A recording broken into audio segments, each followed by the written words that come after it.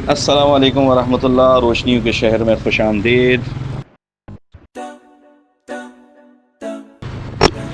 कराची जिस तरह रोशनियों का शहर है, इसी तरह भाई कराची ट्रैफिक का भी शहर है।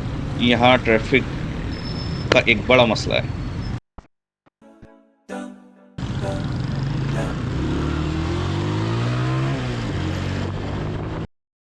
भाई भाई भाई क्या हुआ भाई भाई।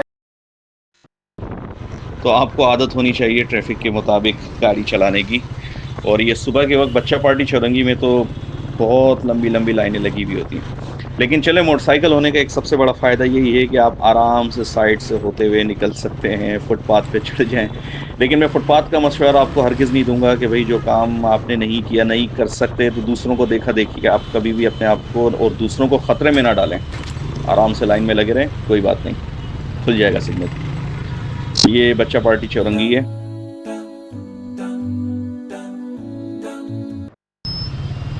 तो कराची में आपके पास एक मोटरसाइकिल लाजमी होनी चाहिए, ताकि आप वक्त पर ताख़ीर के बगैर अपनी जगह पर, अपनी मंजिल पर पहुंच सकें।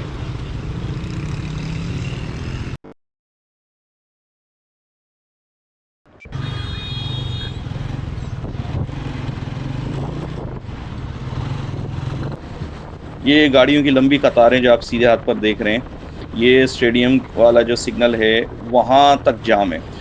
और सुबह के वक्त बहरी यूनिवर्सिटी जाते वक्त यही टेंशन होती है कि वो लंबी कतार, ये देखें सीधे हाथ पे बहरी यूनिवर्सिटी है, लेकिन लाइन देखें अभी तक चल रही है। और वजह सिर्फ यही है कि आगे नाले का पानी जमा होता है सिग्नल के करीब, और ये देखें लाइनें कितनी लंबी लगी हुई हैं।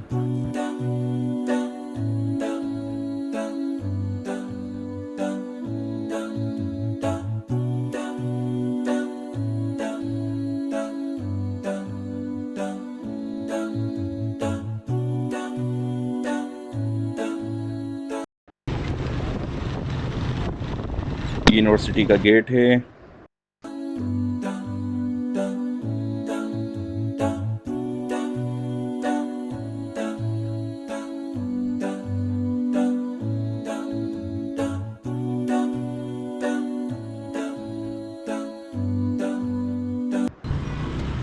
यूनिवर्सिटी, और ये एक तो ये आगा खान वाल के बाहर जो पेट्रोल पंप है, यहाँ भी बहुत रोड जाम होता है।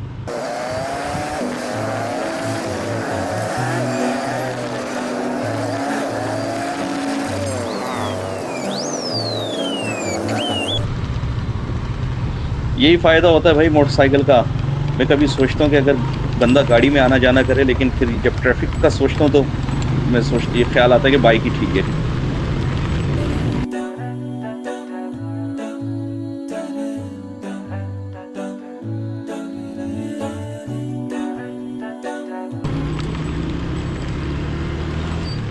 ये उल्टे हाथ पे जो दीवार है, ये जो अभी बारिशें हुई हैं उसमें गिरी थी।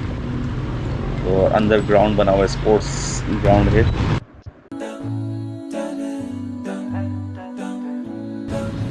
मिलते हैं अगली वीडियो में कुछ अगली इन्फॉर्मेशन के साथ। अल्लाह हाफिज़।